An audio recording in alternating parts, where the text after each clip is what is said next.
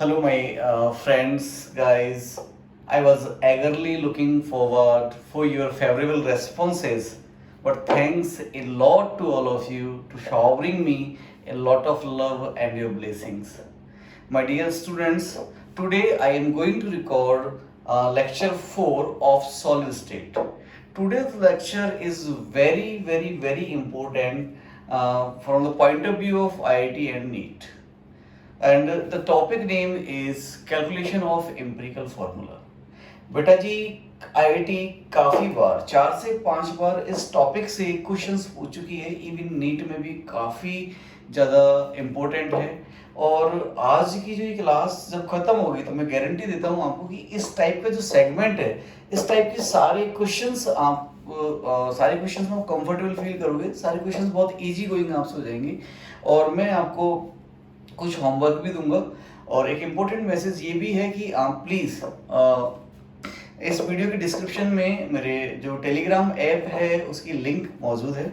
मैं आने वाले टाइम में जो भी आपको डीपीपीस असाइनमेंट दिया करूँगा या आप ही कुछ क्वेश्चंस हुआ करेंगे, कुछ डाउट्स हुआ करेंगे जो आप मेरे से पूछोगे, तो आपको वो टेलीग्राम ऐप पर ही पोस्ट करनी। मेरे को भी कुछ पोस्ट करना होगा तो मैं भी वही करूँगा। तो प्लीज़ आप उस लिंक से जाकर वो ग्रुप ज्वाइन कर लीजिए, ठीक है। और आज का जो लेक्चर है फिर से कह देता हूँ काफ़ी इम्पोर्टेंट है, काफ़ी अंडरस्टैंडिंग वाला है। और देखिए स्टार्ट करते हैं इसको। तो calculation of empirical formula of solids, okay. Then today's heading is calculation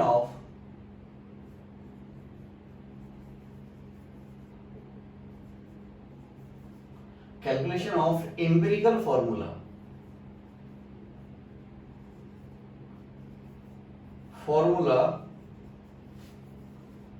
of solid.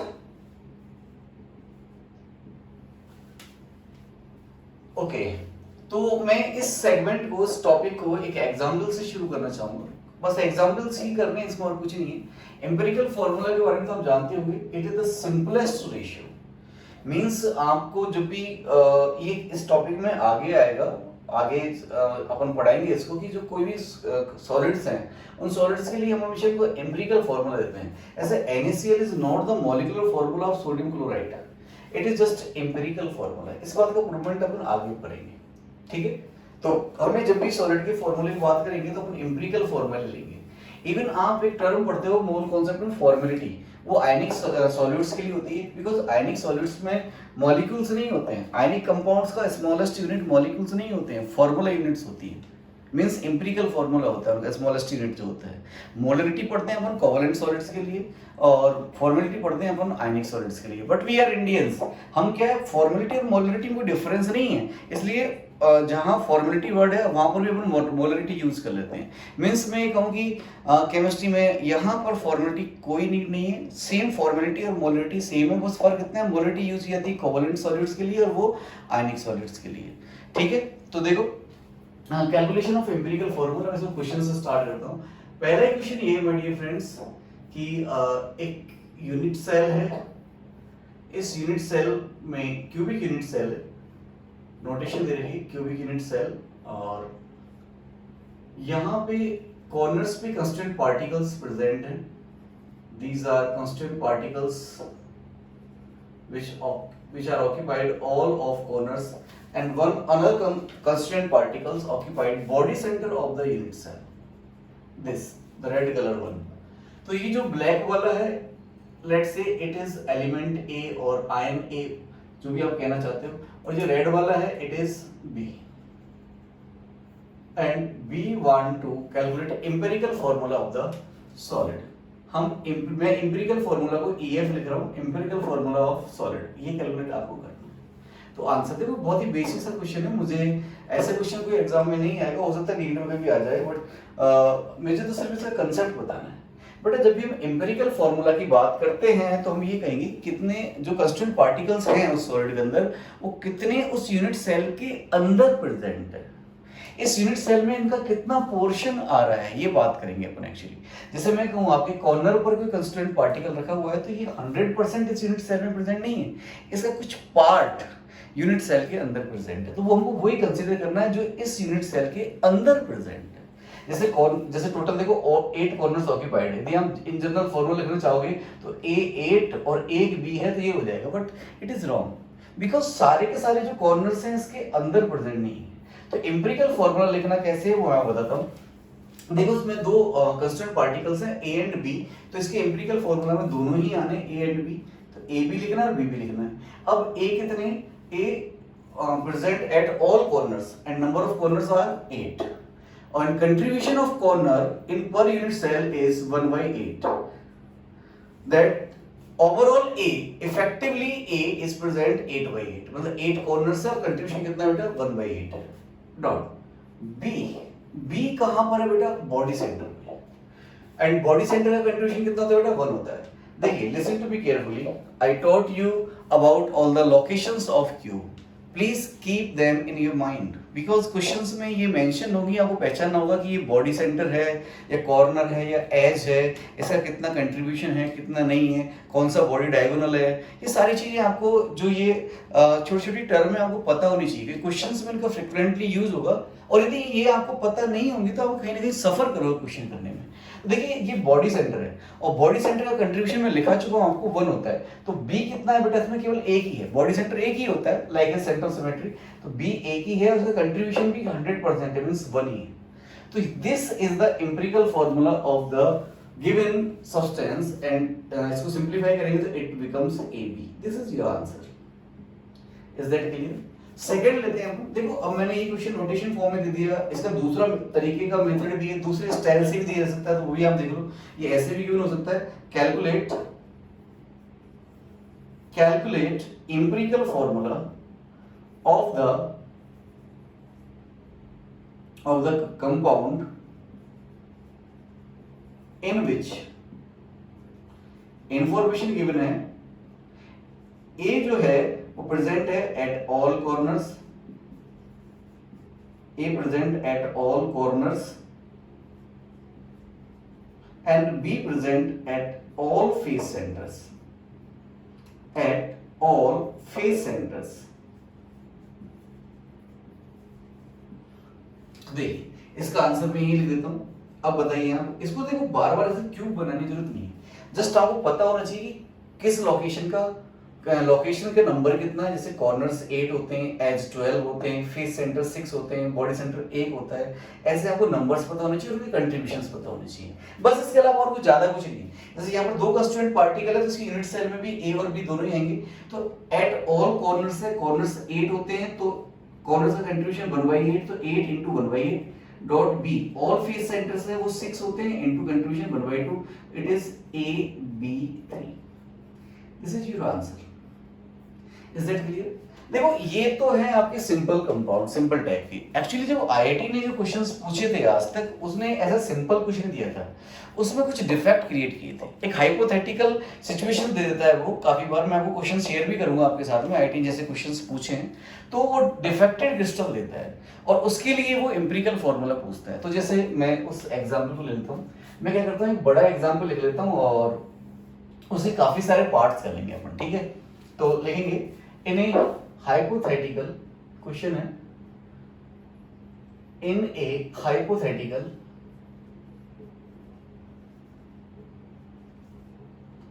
cubic system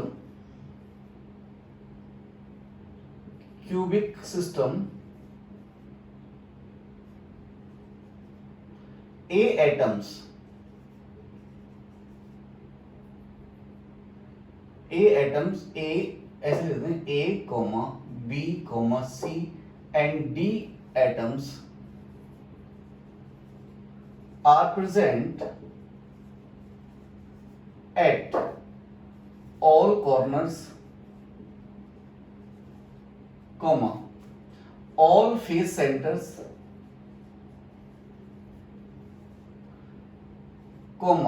all edge centers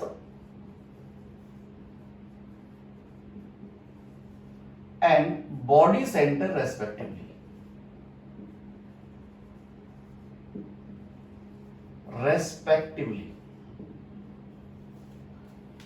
Calculate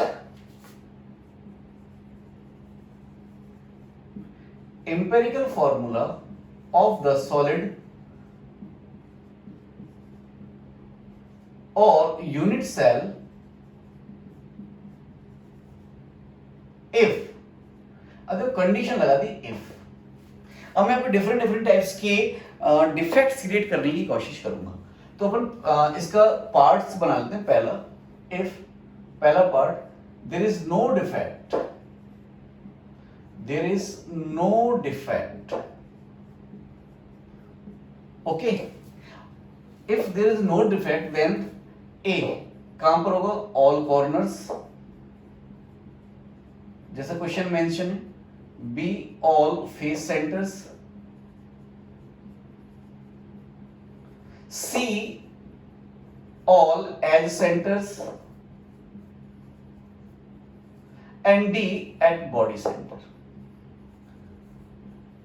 बेटा इस डिस्क्रिप्शन को याद रखिएगा, ये अपन काफी सारे क्वेश्चंस करने वाले हैं, इसमें डिफेक्ट क्रिएट करेंगे तो ये काम आएंगे। ए हमें कॉर्नर्स पे क्वेश्चन में, बी सभी फेस सेंटर्स पे, C edge centres and D body centre.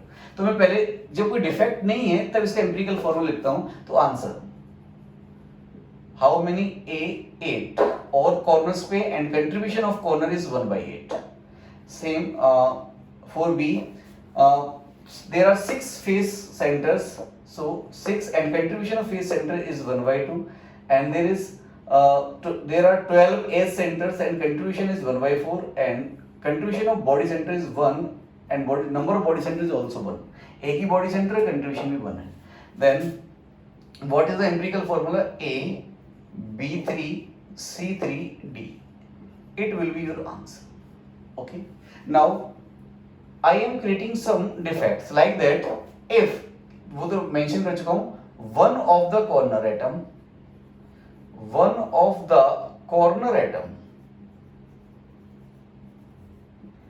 is missing।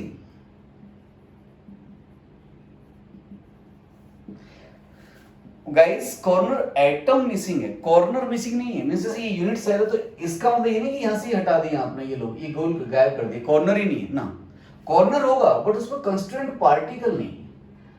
देखिए ये कॉर्नर्स जो हैं ये लैटिस पॉइंट्स है और उन पे कंस्टिट्यूएंट पार्टिकल्स रखे हुए हैं। मतलब क्यूब तो एक तरह से 3D में ज्योमेट्री है और इसके अलावा कुछ नहीं है। उस क्यूब के कॉर्नर्स पर कंस्टिट्यूएंट पार्टिकल रखे हुए हैं। तो जब भी कोई डिफेक्ट आएगा तो कंस्टिट्यूएंट पार्टिकल्स मिसिंग होंगे या इधर उधर एक्सचेंज हो चुके होंगे। तो देखो इस टाइम पर अब क्वेश्चन ने खुद ने कहा one of the corner atom, atom word पे फोकस कीजिए, ये मिसिंग है। तो अब टोटल कॉर्नर कितने थे, 8 है। डिफेक्ट के बाद में कॉर्नर तो 8 ही रहेंगे बट कंस्टिट्यूएंट पार्टिकल डिफेक्ट के बाद में 7 हो जाएंगे because one of the corner atom is missing. पहले टोटल 8 ए थे, 8 कॉर्नर्स पर, अब एक मिसिंग है।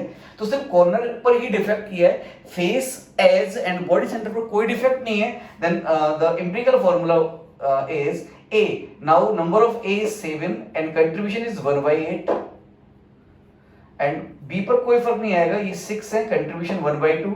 C ये कितने 12 है बिकॉज एस सेंटर 12 होते हैं और कंट्रीब्यूशन 1/4 और D एक ही है और कंट्रीब्यूशन भी 1 है।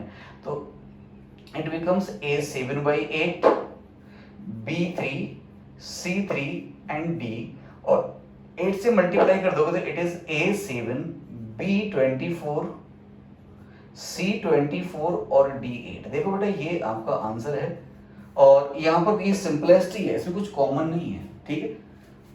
नेक्स्ट थर्ड में कहूं, अभी तो अपन ने कॉर्नर से एटम मिस किया है। अब देखो थर्ड में लिख रहा हूं, वीडियो को पॉज करना और आप इसे खुद सेल्फ ट्राई करना पहले। If one of the face centre, one of the atom of face center if atom of one of the face center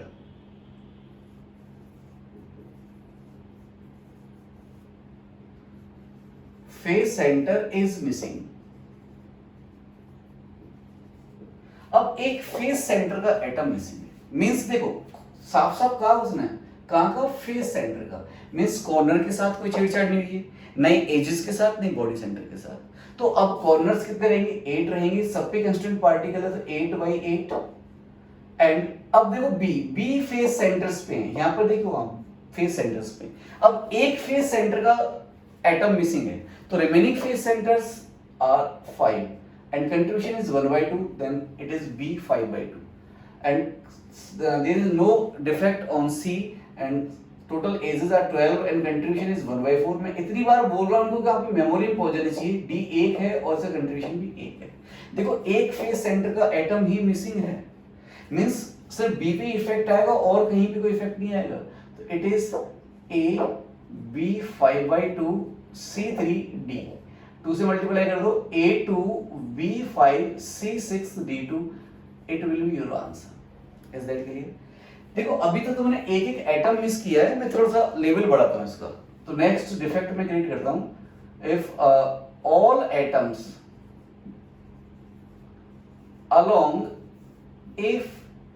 along an edge are missing. अब बेटा एक एज के अलोंग जितने एटम्स आ रहे हैं वो सब मिसिंग होंगे. तो देखो एज के अलोंग कौन कौन से आएंगे, चलो मैं बना देता हूं छोटा सा यहाँ पे. अब एक एज पर लेट्स से ये पर्टिकुलर एक एज है, ये वाला एज इस वाले को यहां मेंशन कर देता हूं.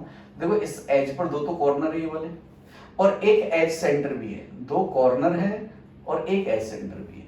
तो दो कॉर्नर मिसिंग है मींस दो ए पार्टिकल्स मिसिंग है और एक एज सेंटर पर कौन है, सी है. मींस ए और सी में डिफेक्ट आया है. ए दो मिसिंग है और सी एक मिसिंग है. चाहता हूं ले दो 2 ए मिसिंग है क्रॉस कर दो और एक सी को क्रॉस कर दो. बी और डी पर कोई फर्क नहीं आएगा.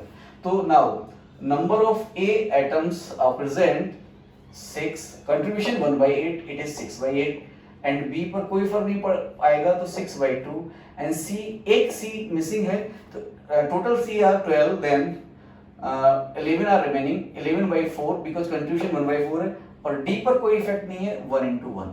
तो it is A 3 by 4, B 3, C 11 by 4 and D 1.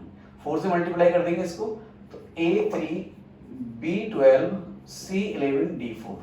बेटा कभी कभार हो सकता है कुछ कैलकुलेशन एरर हो जाए तो आप उसको सही कर लेंगे, ठीक है. ह्यूमन बीइंग है, एरर पॉसिबल है.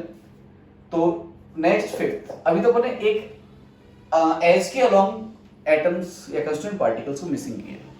अब आप देखो एज के अलोंग कर दिया, आप कोई और भी सोच सकते हो. जैसे बंडी में मैंने सोच लिया face diagonal. Okay, all atoms along a phase diagonal are missing. Okay, a phase diagonal, the students which are know about phase diagonal तो वो इस क्वेश्चन को कर देंगे, अदरवाइज नहीं करेंगे. क्योंकि देखो अब ये टर्म मैं पढ़ा चुका हूं. I have taught you what is face diagonal. जिस स्टूडेंट को पता है वो तो उसको कर देगा, जिसको नहीं है वो करेगा नहीं. सोचेगा फेस डायगोनल कौन सा है, किसके रेस्पेक्ट में हटाऊं. तो बेटा मैं इसको बार बार बोल रहा हूँ कि जो छोटी छोटी टर्म है जो मैं आपको पढ़ाया, मैंने 3 लेक्चर लगाए सिर्फ बेसिक चीजों में. अब अपन मैंने कंपटीशन की चीजें स्टार्ट कर रहे हैं, IIT नीट में आने वाली, बट वो बेसिक्स है, वो पता होना चाहिए आपको.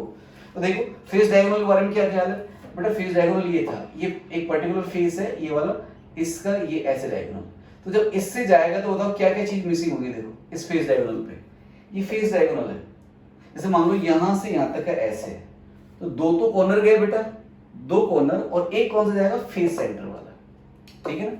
तो अब इस बारे में 2 कॉर्नर गए तो 2 एक गए और फेस सेंटर पे कौन है, बी, तो एक बी गया और कोई चेंज नहीं आएगा. तो now 6a are remaining and contribution of a is 1 by 8 and b 5b are remaining, contribution 1 by 2 and there is no effect on c 12 by 4 and it is d. तो ये बन जाएगा a 3 by 4, b 5 by 2, c 3, d ऐसे. और 4 से multiply कर दीजिए इसको तो a 3 b 10 c 12 d 4. ये आपका आंसर होना चाहिए. ऐसे ही मैं नेक्स्ट लिख दूं 6th, if all atoms along body diagonal are missing. Once again, if students know about body diagonal then they can solve it, otherwise ये क्वेश्चन नहीं होगा। बॉडी डायगोनल क्या होता है भाई? बॉडी डायगोनल आपको बताया मैंने, ये बना, जैसे मान लो वो ऊपर वाला कॉर्नर है, वहां से ऐसे लिखा है, मीन्स ये बना देता हूं जल्दी से, ये वाला, दिस इज बॉडी डायगोनल। और इस बॉडी डायगोनल पर क्या जा रहा है बेटा? देखो दो तो कॉर्नर दिख होंगे आपको, दिस इज बॉडी डायगोनल, और एक बॉडी सेंटर दिख जाएगा। तो यहां पर भी 2a कॉर्नर जाएंगे, और बॉडी सेंटर पर कौन है? d है, एक d चला जाएगा पूरा पूरा। तो 6a are remaining, then a 6/8, इसको मैं इन शॉर्ट 3/4 ले लेता हूं, 6/8 को, and no effect on b, then it is 6/2, total face 6 होते हैं, contribution 1/2, there is no effect on c, 12/4, and d 0 हो जाना बेटा। तो इट इज a 3/4, तो 4 से मल्टीप्लाई कर देता हूं इसको मैं, तो a 3, ये 3 हो जाएगा। चलो इसको और सिंपलीफाई कर लेते हैं, पहले a 3/4, b 3, c 3, और अब इसे आप मल्टीप्लाई कर दो 4 से, तो a 3, b 12 and c 12, but it is not your answer, that's I want to say, because देखो it is not empirical formula. मैंने इस लेक्चर की स्टार्टिंग में बोल दिया था, empirical formula is the simplest form, simplest ratio, तो ये it is not simplest ratio, इसमें भी और भी कॉमन आ सकता है। क्वेश्चन में यदि ये मेंशन हो कि एम्पिरिकल फॉर्मूला ही बताना है, तो आपका जो ये आंसर होगा वो गलत होगा। और आईटी पता है जनरली क्या करती है, पहला ऑप्शन ही ऐसा देती है, जो बच्चा जी लल जाए रहा ना जाए तुरंत ही टिक कर देता है, फिर उसको अरे मैंने तो कैलकुलेट करके निकाला, ये तो गलत हो ही नहीं सकता, तो इसे ही टिक कर देगा वो। ये एम्पिरिकल फॉर्मूला नहीं है, empirical formula is a b4 c4, it is your correct answer. यदि क्वेश्चन में एम्पिरिकल फॉर्मूला मेंशन नहीं है, सिर्फ इतना से कहेगा what is the formula of solid, then ये दोनों ही करेक्ट है, ठीक है। यदि मल्टीपल चॉइस में तो ये दोनों ही करेक्ट होंगे उस टाइम पर। तो देखो अपन ने अलोंग एज मिसिंग कर दिए, अलोंग फेस डायगोनल मिसिंग कर दिए, अलोंग बॉडी डायगोनल मिसिंग कर दिए। अब थोड़ा और बड़ा करते हैं इसको, डिफेक्ट्स को। तो जैसे मैं नेक्स्ट पे जाता हूँ, सेकंड क्वेश्चन पे। तो क्वेश्चन ये होगा,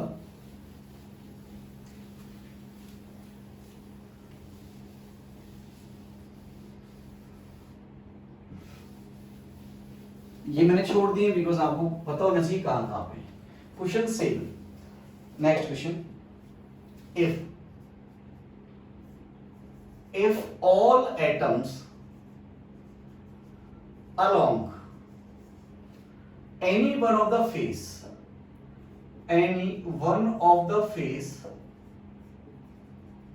are missing,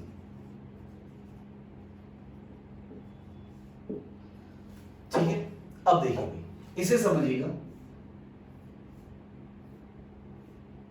एक फेस को मिस कर दिया, मतलब फेस को मिस करने का मतलब ऐसा नहीं है कि इन्होंने जैसे मान लो क्यूब है ये रूम अपना, एक दीवार नहीं गिरा दी, ऐसा नहीं करना बेटा। ये तो क्यूब तो इसकी एक मैथमेटिकल ज्योमेट्री है उस पैकिंग की, उससे कोई मतलब नहीं है। इसमें जो कंस्टिट्यूएंट पार्टिकल्स रखे हुए थे ये, तो एक फेस रिमूव करने का मतलब जिस इस फेस पर जितने कंस्टिट्यूएंट पार्टिकल्स है वो मिसिंग है। तो अब इस एक पर्टिकुलर फेस पर, लेट्स से मैं इस वाले फेस की बात कर रहा हूँ, इस वाले फेस की, इस वाले फेस पर क्या क्या आ रहा है, देखो बताओ कितने कॉर्नर्स आ रहे हैं। तो देखो 1 2 3 4 कॉर्नर्स मिसिंग मींस 4 ए गए। कितने एजेस मिसिंग होंगे, एज सेंटर वाले कितने एटम्स, भाई इस एक फेस पर जितने भी कंस्टिट्यूएंट पार्टिकल्स हैं, चाहे वो एज सेंटर पे है, चाहे वो फेस सेंटर पे है, चाहे वो कॉर्नर्स पे, सब मिसिंग है। तो भाई कितने एजेस हैं, तो देखो 1 2 3 और 4, और एज पर कौन है, सी, तो 4c मिसिंग। इस फेस पर, इस फेस के सेंटर पर एक बी भी होगा, देखो बी फेस सेंटर प्रेजेंट है, तो 1b is missing.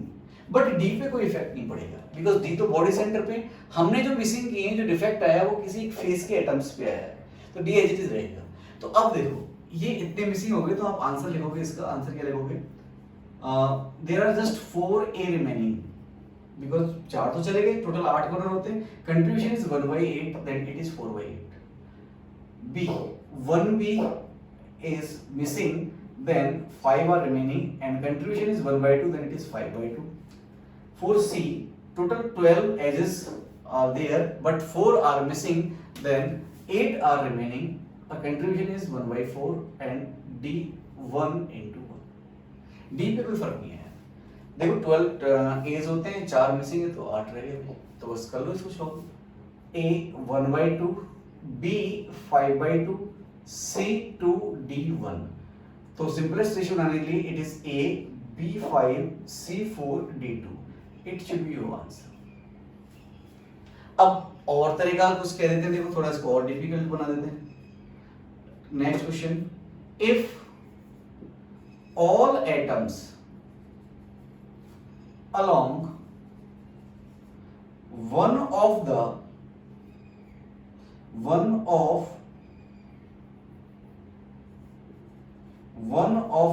diagonal face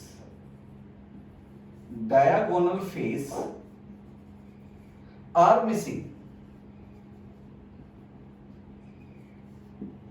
ठीक है, अब if students know about diagonal face, what is diagonal face, then they can solve it, otherwise they can't। तो आपको वो देखो सारी टर्म आ रही हैं, मैंने बताया था प्रॉपर्टीज ऑफ क्यूब में कौन कॉर्नर है, कौन डायगोनल फेस है, कौन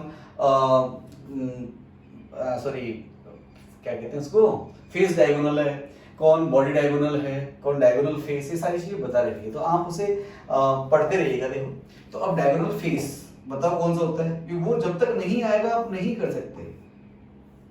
एटलीस्ट आना चाहिए, ऐसा नहीं वो आने के बाद भी आप कर लोगे, एटलीस्ट आना तो चाहिए ताकि दिमाग तो लगाए। तो देखो डायगोनल फेस ये होगा बेटा, इसमें ये वाला, ऐसे 6 डायगोनल फेस होते हैं, आप बताएं।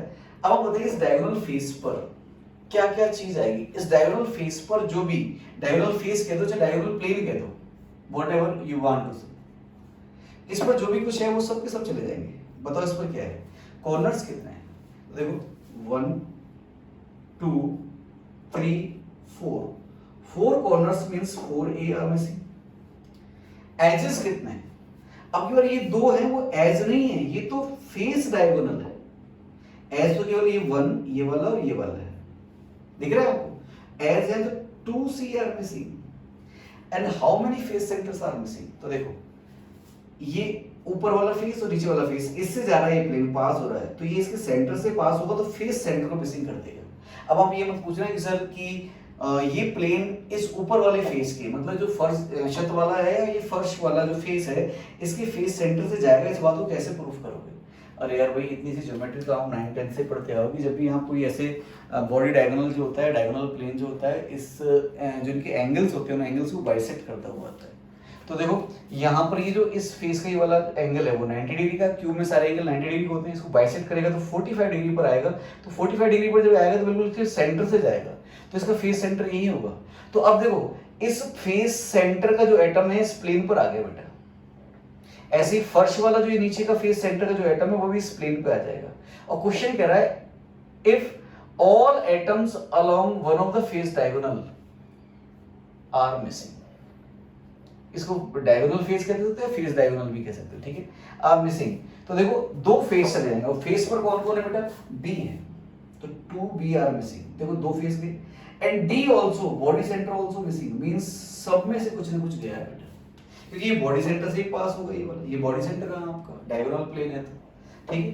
तो अब देखो there are 4A remaining and contribution is 1/8, B total 6 होते हैं, 2B गए तो 4 बचे, 4 इंटू कंट्रीब्यूशन 1/2, सी टोटल 12 होते हैं, 2 गए तो 10 बचे, 10 इंटू कंट्रीब्यूशन 1/4, और डी तो पूरे साफ हो गया। तो it is A 1/2, B 2, C 5/2 and ये बचेगा तो ये आ जाएगा A B4 C5। It should be the answer. If I have done any calculation mistake then you please correct it. Okay, this is 8th, ये फेस डायगोनल हो गया। अब देखो आईआईटी कभी कभार इमेजिनरी सिचुएशन देती है, जैसे मैं आपको एक इमेजिनरी सिचुएशन देता हूं, एक इमेजिनरी प्लेन बताता हूं आपको, उसके अलोंग मिसिंग है सारे, उसको करते हैं अपन।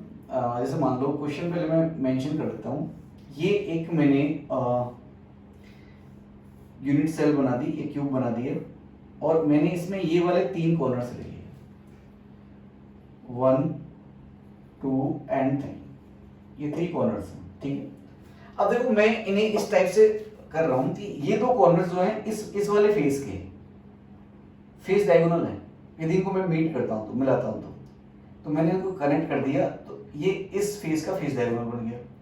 ये दोनों जो पॉइंट है ये फर्स्ट वाले फेस के फेस अपोजिट कॉर्नर्स पर है। यदि मैं इनको मीट करूंगा मिलाऊंगा तो ये इस फर्स्ट के फेस डायगोनल बन जाएगा और ये दोनों फ्रंट वाले फेस के अपोजिट कॉर्नर से तो मैं इसको मिलाऊंगा तो ये इस फ्रंट वाले फेस का फेस डायगोनल बन जाएगा। यदि मैं इस पूरे सिस्टम को PQR कहूं और मैं कहूं if all atoms along PQR are missing, then निकालो भाई। देखो सोचना पड़ेगा, ये ऐसे जनरेट करते हैं और डिफेक्ट कॉम्पिटिटिव एग्जाम्स खासकर IIT तो ऐसे ही डिफेक्ट आपको जनरेट करके देगा। तो आप सोचो इसमें कितने कॉर्नर्स मिसिंग है। तो इस प्लेन पर जो भी आ रहा है तो ये ट्रायंगुलर प्लेन है, तो इस प्लेन पे 3 तो कॉर्नर दिख गए आपको, ये 1 ये 2 और ये 3 कॉर्नर्स पर A प्रेजेंट है तो 3 A गए। अब देखो क्या ये किसी एज से जा रहा है क्या, एज के एटम मिसिंग होंगे क्या, तो मैं कहूंगा नहीं, बिकॉज ये सभी के सभी क्या है फेस डायगोनल है, फेस को बाइसेक्ट करते हुए जाएंगे, एज से नहीं जा रहा कोई भी। अभी मैं सोच रहा था देखो ये 3D है कि भाई ये सॉरी आपने इसको तो क्रॉस ये कर दिया, भाई ये नीचे वाला जो है ना नीचे वाला फेस है इसको मैं इसका फेस डायगोनल बनाया ये ऐसे करके। अभी मेरे को क्यूब दिखाने के लिए इसको शो तो करना पड़ेगा ना, ऐसे है ठीक है। तो 3 ही गए और 3 ही फेस सेंटर गए, इसका फेस सेंटर, इसका फेस सेंटर और फ्रंट वाले का फेस सेंटर, तो 3 B गए। और मैं इसमें कहता हूं if all atoms along this are missing and D also missing. अब मैं D ऑल्सो मिसिंग मैंने खुद नहीं क्यों दे दिया, बिकॉज अभी मैं आपको उस कैलकुलेशन में नहीं फंसाना चाहता कि ये जो प्लेन होगा ये वाला क्या ये बॉडी सेंटर से भी पास होगा नहीं होगा, उसको अभी प्रूफ करना पड़ेगा, टाइम लगेगा, अभी आप नहीं, इसको बाद में करेंगे अपन। तो 3A missing, 3B missing, D तो मिसिंग है ही। C पर कोई फर्क नहीं पड़ेगा बिकॉज एजेस पर कोई चक्कर नहीं है, D खत्म हो गया क्वेश्चन के अकॉर्डिंग। तो देखो 3A गए तो 5A are remaining, contribution 1/8 5/8 and 3B are missing, so just 3B are left because total 6 होते हैं and contribution 1/2 and here C D तो गया है, C 12/4 means 3 आ जाएगा डायरेक्टली। तो A क्या हो जाएगा भाई, इसको मैं 8 से मल्टीप्लाई कर रहा हूँ फिलहाल, तो A 5 B 12 and C 24।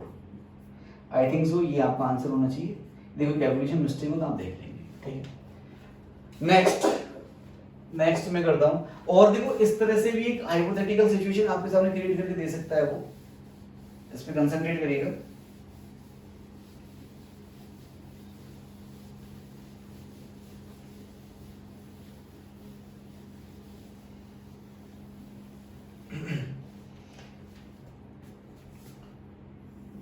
देख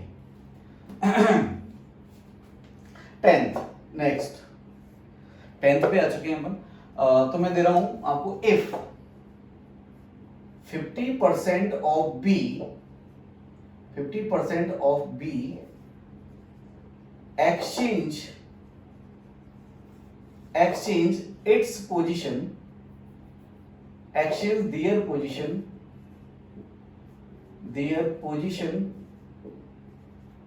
with C।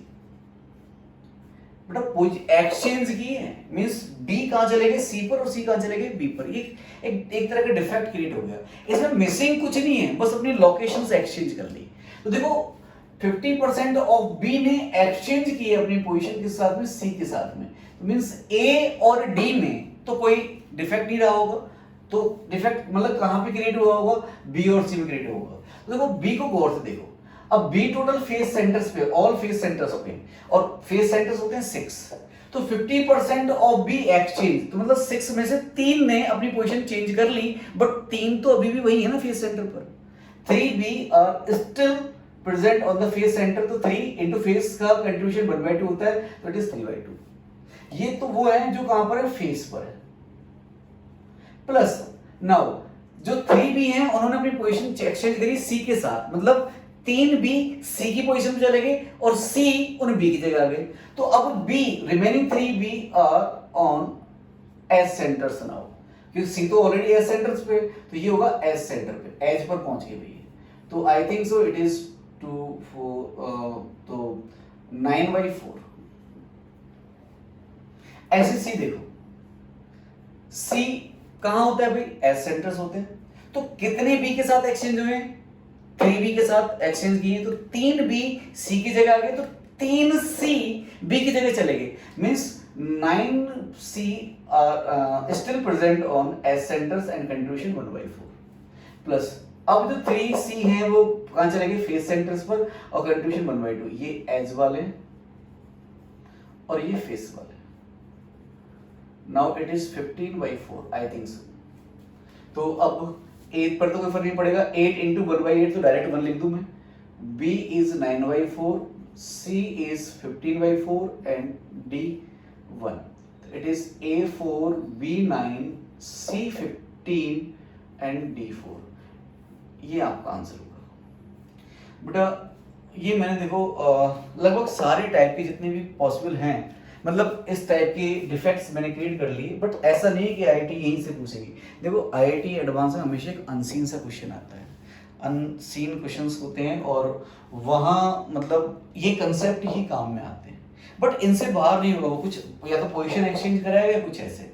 देखो कुछ क्वेश्चंस इस बिहार पर आए हुए हैं, बट उन्होंने क्या करा है, कुछ आगे की चीजें भी उसमें यूज कर रखी हैं। आप चाहो तो वो क्वेश्चंस मैं भी करा दूं, लेकिन वो या तो डाउनलोड करने पड़ेंगे, कि मेरे पास अभी क्वेश्चंस के डेटा है नहीं, तो आप चाहो तो मैं कराऊं या फिर आगे चले बताओ। ऐसा करता हूं, वो आईआईटी में जो आए हुए 4-5 क्वेश्चंस हैं इस पैटर्न पर, वो मैं आपको टेलीग्राम ऐप पर पोस्ट कर दूंगा, आप एक बार उनको ट्राई करिएगा। हालांकि उनमें कुछ भी थोड़ी सी आगे की इन्फॉर्मेशन हैं, जैसे NaCl टाइप क्रिस्टल दे दिया एक में, और उसमें फिर डिफेक्ट बताना है, तो अभी NaCl मैंने आपको पढ़ाया नहीं है, बट फिर ये आप एक बार ट्राई करने की कोशिश करना, और फिर मैं अपन करेंगे। वो एक ही है जो, और 2-3 क्वेश्चन है वो तो हो जाएंगे आपसे, उसमें कोई ऐसा ज्यादा खास वो नहीं है, तो उनको मैं आपको टेलीग्राम ऐप पर पोस्ट कर दूंगा, आपने ट्राई कर लेंगे। आई होप कि आपको ये चीज समझ में आ गई होगी। Now I am moving toward other section. अब हम बेटा पैकिंग स्टार्ट करने जा रहे हैं, मतलब जो नेक्स्ट इंपॉर्टेंट है, यही सबसे इंपॉर्टेंट है। जितने भी क्वेश्चंस बनते हैं सॉलिड्स में वो इसी सेक्शन से बनेंगे, मतलब अभी सेक्शन लंबा चलेगा पैकिंग वाला, ठीक है। पहले 2D पैकिंग पढ़ेंगे, फिर 3D पैकिंग पढ़ेंगे, बस यही। और यहाँ से बहुत ही प्यारा सेगमेंट ही बन जाता है, बहुत इंटरेस्टिंग। 10th तक की जो ज्योमेट्री ना बहुत जबरदस्त यूज होती है, बहुत मजे आते हैं इसके अंदर। 11th 12th वाली नहीं, फिर 10th तक की होती है ज्यादातर इसमें। तो मैं आपको अब हेड ही डाल रहा हूँ, मैं 2D पैकिंग पढ़ाने जा रहा हूँ। 2D पैकिंग से पहले मैं आपको 2D यूनिट सेल के बारे में बताता हूँ।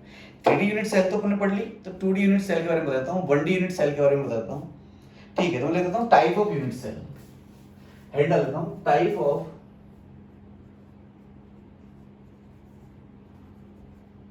Unit cell. पहली है 1D unit cell, 1 dimensional unit cell.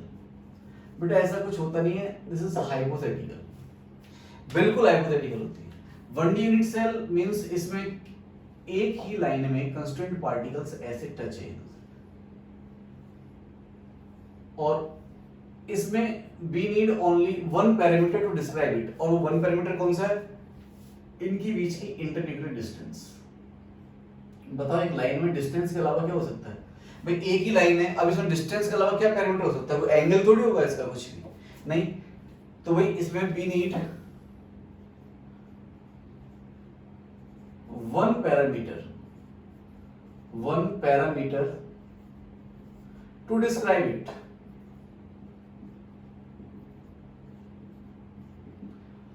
और वो वन पैरामीटर कौन सा है, to describe it, one parameter to describe it which is length कह दो और डिस्टेंस। और प्योरली हाइपोथेटिकल होती है, हाइपोथेटिकल यही लिख देता हूं,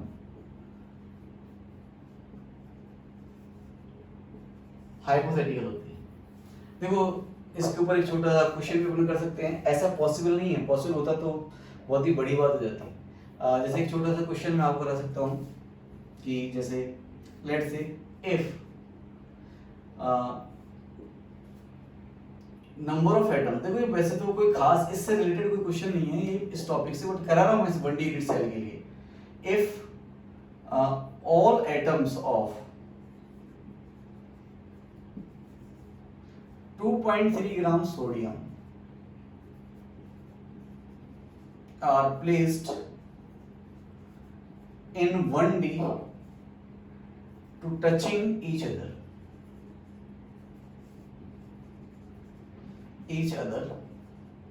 Calculate distance covered by them. If radius of a sodium atom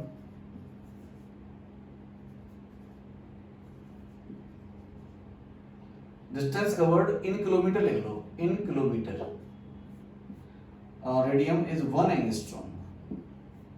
बेटा एक सोडियम एटम की रेडियस 1 एंगस्ट्रॉम दी गई है और जस्ट 2.3 ग्राम सोडियम। बेटा कितना सा होता है, 2.3 ग्राम सोडियम एटम्स को एक लाइन में अरेंज करना है, ये टच होते रहे और उस डिस्टेंस को किलोमीटर में आपको फाइंड आउट करना है।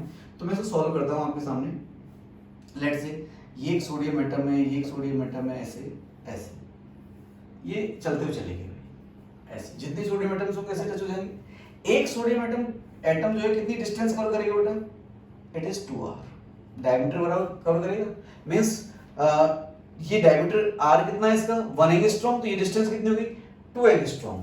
तो देखो मैं एक सोडियम एटम के द्वारा जो डिस्टेंस आई 1d में वो 2r के बराबर आई। तो अगर टोटल डिस्टेंस कवर निकालनी है ना, टोटल नंबर ऑफ एटम्स निकाल दो। तो total number of sodium atoms ये क्या होंगे बताओ। वेट गिवन है बेटा, it is wait 11th class में मोल कॉन्सेप्ट अच्छे से पढ़ते हो। Weight upon molar weight 23 into Na means it is Na/10। इतने एटम्स आ गए बेटा। Na/10 को भी आप बोल सकते हो सिंपलीफाई करके 6.022 into 10⁻22। इतने एटम्स इस लाइन में होंगे। देन टोटल डिस्टेंस कवर्ड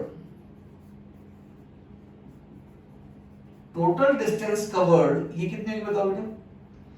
एक एटम की डिस्टेंस इनटू टोटल तो हो जाएगा 6.022 into 10⁻22 into 2 एंगस्ट्रॉम। देखो भाई एक एटम मतलब यहाँ पर 2 into 1 angstrom equals to 2 angstrom आ गई। तो बेटा कितनी एंगस्ट्रॉम होगी, मैं इसको नियर इक्वल्स टू 6 ले ले रहा हूँ। तो 6 into 2 12 into 10⁻22 एंगस्ट्रॉम। बेटा एक एंगस्ट्रॉम में कितने होते हैं 10⁻−10 मीटर। तो इट इज 12 into 10⁻−12 मीटर बन जाएंगे। कर लोगे ना कन्वर्ट। और यहां पर किलोमीटर चेंज करने के लिए 1000 से डिवाइड कर दो। 12 into 10⁻9 kilometre means 1.2 into 10⁻10 kilometre. मतलब 10 करोड़ तो होता है 1 billion, 10 crore 10⁻9 100 crore means 120 crore kilometre हो जाएगा बेटा। जस्ट 2.3 ग्राम सोडियम एटम्स को ऐसे अरेंज कर पाए थे। But it is practical possible नहीं, it is not practically possible. 1D में कुछ ऐसा नहीं है। तो मैं आपको नेक्स्ट देता हूं 2D unit cell. 2D unit cell ये भी वैसे हाइपोथेटिकल है क्योंकि कोई भी सॉलिड होगा वो 3D होगा, कुछ ना कुछ उसकी थिकनेस होगी सही, ठीक है, चाहे वो कितनी छोटी हो लेकिन होगी जरूर। तो 2D यूनिट सेल मैं बता देता हूँ बेटा। देयर आर जैसे इसको मैं ऐसे एक्सप्लेन करता हूँ।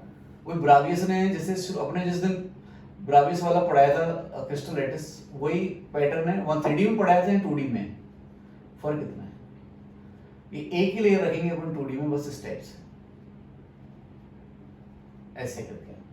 अब देखो इन 4 पॉइंट्स को मिला करके आप एक यूनिट सेल बना सकते हो। ये यूनिट सेल स्क्वायर हो सकती है, रेक्टेंगल हो सकती है, ये पैरेलल पाइप भी हो सकती है इस टाइप से, ऐसे ऐसे ऐसे ऐसे, ठीक है। तो यहाँ पर 2D यूनिट सेल को डिस्क्राइब करने के लिए कितने पैरामीटर चाहिए बेटा, 3 चाहिए। ये मान लो लेंथ A है, ये B है और ये जो एंगल है इनके बीच का ये थीटा है बेटा। तो वी नीड इससे लिखता हूं, B need 3 parameters to describe, we need 3 parameters A, B and theta to describe 3D unit cell. 3D unit cell. अब देखो इसके टाइप इसके ऊपर ही डिपेंड है। जैसे कितने टाइप की होगी तो पहला ले दो उसमें मैं, if A equals to B हो जाए और थीटा इक्वल्स टू 90 हो जाए, then it is squaric unit cell. Squaric condition है। दूसरा, if A not equals to B हो और थीटा इक्वल्स टू 90 हो, what is rectangular unit cell.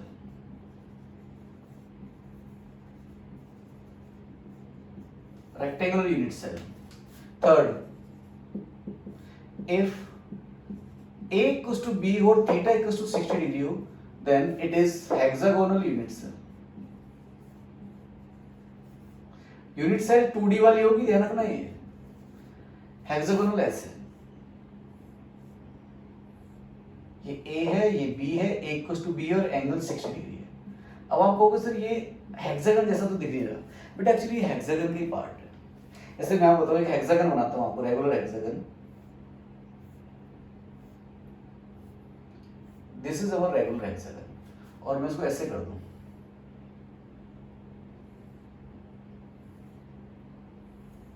ऐसे। तो बेटा आप सिर्फ इस वाले पार्ट को देख रहा हूं, देखो मैं जिसको हाईलाइट कर रहा हूं, एक ये ऐसे और ये ऐसे, देखो ये वाला आगे नहीं आगे होता, यहाँ पर जितनी डिस्टेंस ये है उतनी डिस्टेंस ये है, और देखो इसके ये जो सेंटर है ये 60 का होगा, ये भी 60 का होगा, बिकॉज 6 इक्विलेटरल ट्रायंगल में कन्वर्ट कर दिए, तो समझ गए ना अभी इसको, इस वाली बात को। इसके पीछे जो एंगल होगा वो भी कितने होगा, 60 डिग्री का होगा। ये वाला जो एंगल होगा वो 120 का होगा, ये वाला जो एंगल है वो 60 का होगा यहाँ पे, ठीक है, सॉरी यहाँ पे, समझ गए ना भाई, ये इसी का पार्ट है। अरे ना समझे क्या, दोबारा बना देता हूं, मैंने ऐसे और ऐसे कर दिया। अब बताओ ये वाला हो गया नहीं हो गया, बताओ ऐसे, ये और ये कर दिया ऐसे ऐसे, तो ये भी एक यूनिट सेल ऐसी हो गई, ये भी एक यूनिट सेल ऐसी हो गई, ठीक है ना, तो ये इसका पार्ट हो गया। Fourth, if A equals to B but theta A not equals to B and theta not equals to 90 degree. Parallelogram parallelepiped क्या होता है, ये जस्ट दिमाग से स्लिप हो गया मेरे से। Theta not equals to 60 degree and not equals to 90 degree, ऐसा हो A इक्वल्स टू B हो,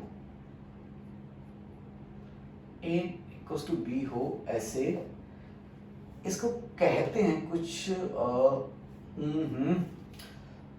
रोम्बोहेड्रल कहते हैं शायद, यस रोम्बोहेड्रल, रोम्बोहेड्रल स्पेलिंग देख लेना क्या है, रोम्बोहेड्रल होता है बेटा। और फिफ्थ होती है रोम्बोहेड्रल, अपन वहां तो पढ़ गए थे, वो क्यूब होता है उसको ऊपर वैसे करते हैं अपन, फोर्स करते हैं तो वो ऊपर वाला टिल्ट हो जाता है, तो A इक्वल्स टू B रहता है बट एंगल जो है 90 नहीं रहता वो, तो रोम्बोहेड्रल होगी भी। और फिफ्थ है बेटा, if A not equals to B and theta not equals to 90, तो इसको पैरेललोपाइप, पैरेललोग्राम कुछ क्या कहते हैं, पैरेललोग्राम या पैरेललोपाइप आप देख लेंगे।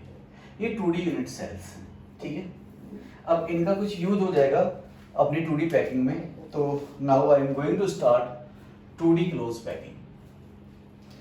देखो ये यूनिट सेल्स हैं, कोई ज्यादा खास ऐसी बड़ी बात नहीं है, ये 1D पैकिंग हाइपोथेटिकल है, 2D पैकिंग भी हाइपोथेटिकल, बट इस पर भी क्वेश्चंस बनते हैं, थोड़ा सा इसका यूज है, क्योंकि 3D पैकिंग जो होगी वो 2D पैक, पहले फर्स्ट लेयर 2D की होगी, फिर सेकंड लेयर आएगी, फिर उसको थर्ड लेयर आएगी, तो ऐसे कन्वर्ट होते होते वो 3D में कन्वर्ट हो जाएगा, तो इसलिए इसका इंपॉर्टेंस है। तो मैं यहाँ पढ़ाने जा रहा हूँ बेटा आपको 2D पैकिंग पर, ठीक है। Type of packing upon start कर रहे हैं और 2D क्लोज पैकिंग पढ़ रहे हैं।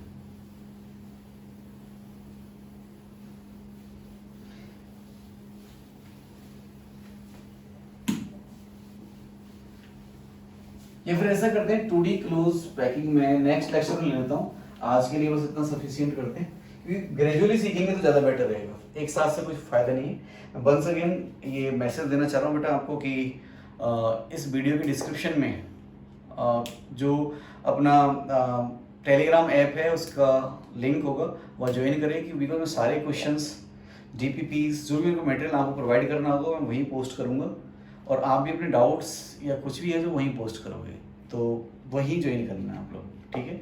और एक बात और बोलना चाहूँगा, थोड़ी सी फ़नी है। सबने 3 इडियट मूवी तो देखी होगी, साइलेंसर याद होगा। वो बोलता है ना कि sir I born in Uganda, that's why I am little slow in Hindi, कि उसको हिंदी नहीं आती थी। ऐसे ही मेरा डायलॉग है उसका रिवर्स में, I not born in Uganda so I am little slow in English. Okay, तो वैसे कोई दिक्कत नहीं है, मैं अभी सीख रहा हूँ, मैं भी सीख रहा हूँ। मैं जैसे आप लोग को मैं यूट्यूब से केमिस्ट्री सिखा रहा हूँ, मैंने भी सोचा है कि अब मुझे अच्छी फ्लुएंस इंग्लिश आनी चाहिए, तो मैं भी डेली यूट्यूब से ही इंग्लिश भी सीख रहा हूँ, ठीक है। तो हो सकता है मैं बहुत जल्दी आपके सामने अच्छी इंग्लिश भी बोलने लगूँ। तो ब्लेसिंग्स चाहिए आप लोगों की और सपोर्ट चाहिए, तो आप टेलीग्राम ऐप ज्वाइन कर लीजिएगा, और मैं एज सुन एज पॉसिबल उस पर क्वेश्चंस वगैरह आपको अपलोड करना शुरू कर दूँगा, ठीक है। दैट्स इट फॉर नाउ, मिलते हैं नेक्स्ट लेक्चर में।